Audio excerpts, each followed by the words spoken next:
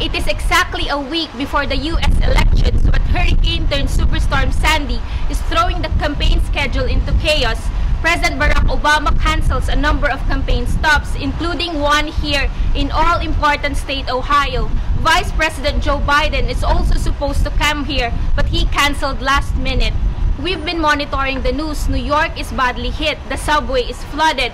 For the first time in a century, the New York Stock Exchange closed for the second day. At least 15 deaths have been reported here in the U.S.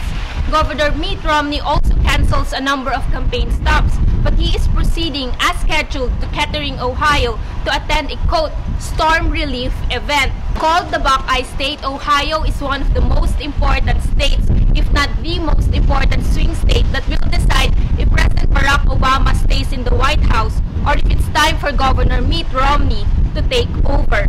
History shows that no Republican has ever won the presidency without Ohio. No one, and latest statistics show that they are statistically tied.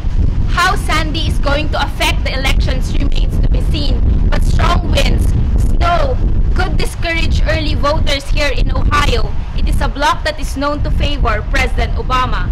This is Rappler Carmela Fonbuena, Ohio.